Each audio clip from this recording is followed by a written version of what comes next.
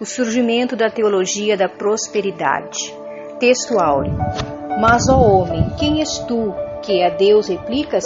Porventura a coisa formada dirá ao que a formou, por que me fizeste assim? Romanos 9:20. Verdade prática. O pecado da teologia da prosperidade consiste em sua anulação da soberania de Deus. Leitura bíblica em classe, Lucas 12, 13 ao 21. E disse-lhe um da multidão: Mestre, dize a meu irmão que reparta comigo a herança. Mas ele lhe disse: Homem, quem me pôs a mim por juiz ou repartidor entre vós? E disse-lhes: Acautelai-vos e guardai-vos da avareza, porque a vida de qualquer não consiste na abundância do que possui. E propôs-lhe uma parábola, dizendo: A herdade de um homem rico tinha produzido com abundância, e arrazoava entre si, dizendo: Que farei? Não tenho onde recolher os meus frutos. E disse: Farei isto, derribarei os meus celeiros e edificarei outros maiores, e ali recolherei todas as minhas novidades e os meus bens. E direi à minha alma: Alma, tens em depósito muitos bens, para muitos anos, descansa, come, bebe e folga. Mas Deus lhe disse: Louco, esta noite te pedirão a tua alma, e o que tens preparado para quem será? Assim é aquele que para si ajunta tesouros e não é rico para com Deus. Introdução. Nesse trimestre estudaremos a verdadeira prosperidade em contraposição à teologia da prosperidade, também conhecida como confissão positiva, que se constitui em uma ameaça à igreja cristã. Veremos que o fundamento da chamada teologia da prosperidade é um equívoco, mas que isso não anula a prosperidade ensinada na palavra de Deus. Tópico 1. Raízes da teologia da prosperidade. Número 1. Gnosticismo. Ainda em seus primórdios, a igreja cristã teve que refutar a doutrina que demonstrou ser nociva à fé evangélica, o gnosticismo. Tratava-se de uma crença que se originou antes de Cristo e está associada aos sírios, babilônicos, egípcios e gregos. Tal ensino afirmava que a matéria era má e o espírito bom. Esse dualismo entre a matéria e o espírito, filosofia do antigo platonismo, levou os seus adeptos a negar a realidade da matéria. Já que a matéria não era real, o sofrimento também não passava de ilusão. A influência desse pensamento sobre a igreja primitiva pôde ser percebida na crença que negava a natureza humana de Cristo. Em outras palavras, Cristo, sendo bom, não poderia habitar em um corpo físico que era mau. Esta forma de crer levou o apóstolo João a combatê-los veementemente. Em 1 João, capítulo 2, versículo 23, nos diz assim o versículo: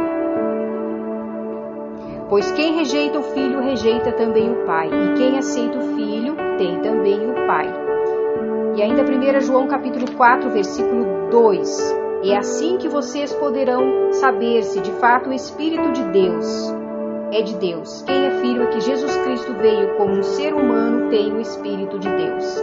E ainda capítulo 4, versículo 3: Mas quem nega isto a respeito de Jesus não tem o Espírito de Deus. O que ele tem é o espírito do inimigo de Cristo. Vocês ouviram dizer que este espírito viria e agora ele já está no mundo. Ainda capítulo 4, versículo 15. Todo aquele que afirma que Jesus é o Filho de Deus, Deus vive unido com ele e ele vive unido com Deus. Número 2. Crenças perigosas.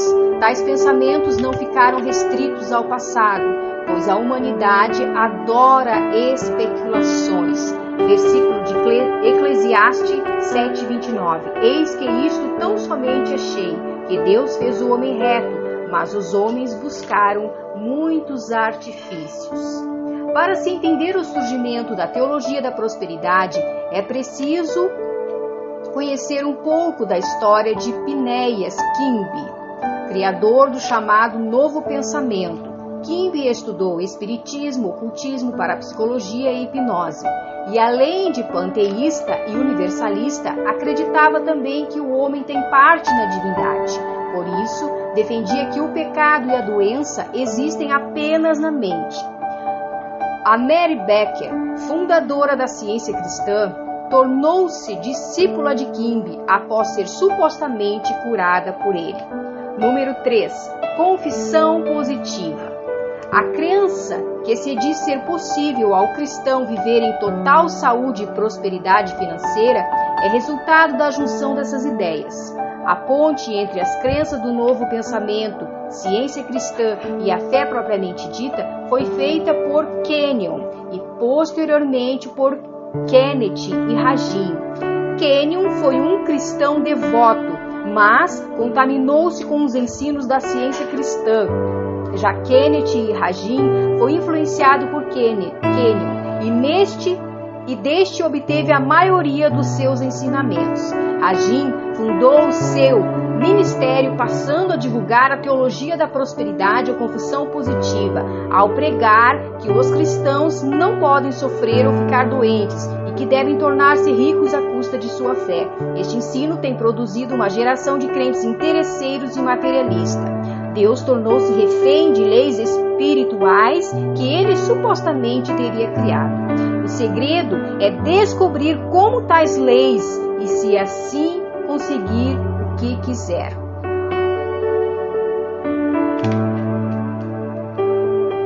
Uma das mais utilizadas é a do determinismo, fórmula essa que tem força de mandar até mesmo em Deus, uma vez que essas distorções passaram a ser reproduzidas em todo o mundo, não tardaram a chegar aqui, através dos que andam à procura de novidades, desprezando a suficiência das Escrituras. Versículo bíblico, Salmo 119, versículo 14. Fico mais alegre em seguir os teus mandamentos do que em ser muito rico. Salmo 119, versículo 72. A tua lei vale muito mais para mim do que toda a riqueza do mundo.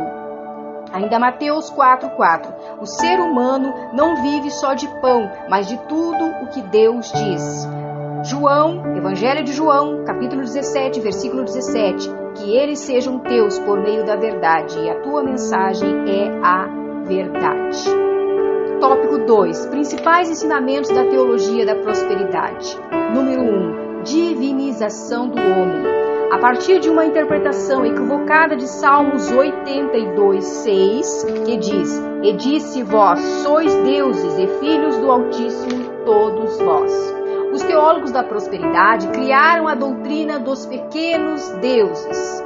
Kenneth Copeland, pregador da teologia da prosperidade, afirmou certa feita: cachorros geram cachorros, gatos geram gastos e Deus gera deuses. A intenção dessa doutrina é ensinar a teologia do domínio. Sendo Deus o crente, agora pode tudo. A Bíblia, porém, diz que o homem é estruturalmente pó. Versículo bíblico, Gênesis 2:17. Formou o Senhor Deus o homem do pó da terra e lhe soprou-lhe nas narinas o fôlego da vida, e o homem tornou-se alma vivente.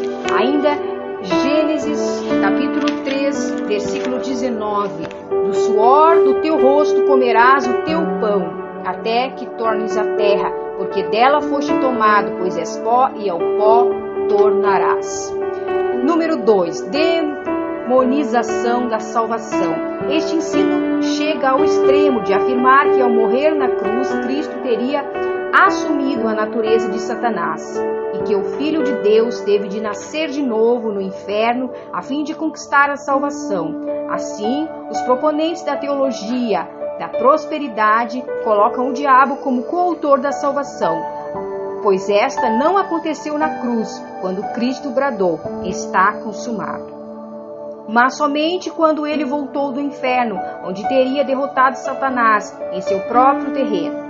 Hagin disse que o grito de Jesus referia-se ao fim da antiga aliança e não ao cumprimento do processo da salvação.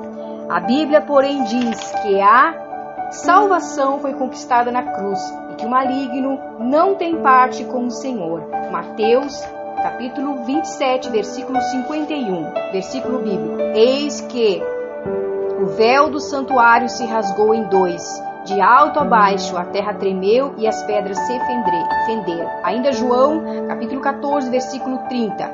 E para onde eu vou, vós conhecereis o caminho. Número 3. Negação do sofrimento. Os crentes não precisam mais sofrer. Todo o sofrimento já foi levado na cruz do Calvário e o diabo deve ser responsabilizado por toda e qualquer situação de desconforto entre os crentes. Aqui há uma clara influência da ciência cristã, que também não admite o sofrimento. A Bíblia diz que o cristão não deve temer o sofrimento e tampouco negá-lo. Versículo da Bíblia, Colossenses capítulo 1, versículo 24. Agora me regozijo no meio dos meus sofrimentos por vós e cumpro na minha carne o que resta das aflições de Cristo, por amor ao seu corpo que é a igreja. Ainda Tiago capítulo 5, versículo 10. Irmãos, tomai como exemplo de sofrimento e paciência os profetas que falaram em nome do Senhor. Tópico 3. Consequências da teologia da prosperidade. Número 1. Profissionalismo, ministerial e espiritualidade mercantil. A primeira consequência danosa da teologia da prosperidade, causa pode ser vista nos púlpitos. O ministério, que anteriormente era vocacional, tornou-se em alguns círculos algo meramente profissional. Os pastores passaram a ser vistos como executivos bem-sucedidos. O pastor agora é visto como um profissional liberal e não como um ministro de Deus. Segundo a teologia da prosperidade, ele não mais pastoreia.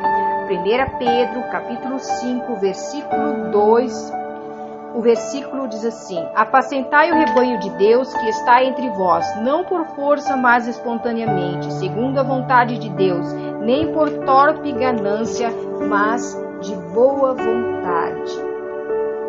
Mas gerencia sua igreja. A igreja passa a ter a mesma dinâmica administrativa de uma grande empresa. A fé tornou-se um bem de consumo e os adoradores foram alçados a consumidores. Já existem denominações que contratam institutos de pesquisa para verificar se abrir uma igreja em determinado bairro é viável. Pode ser que não seja lucrativo. 1 Timóteo 6,5, na versão Almeida Fiel. Disputas de homens corruptos de entendimento e privados da verdade, cuidando que a piedade é fonte de lucro. Versão linguagem de hoje. E discussões sem fim, como costumam fazer as pessoas que perderam o juízo e não têm mais a verdade. Esta gente pensa que religião é um meio de enriquecer. Número 2. Narcisismo e hedonismo. O narcisista é aquele que só pensa em si e nunca nos outros. Filipenses 2,4, versículo diz que ninguém procure somente os seus próprios interesses, mas também os dos outros.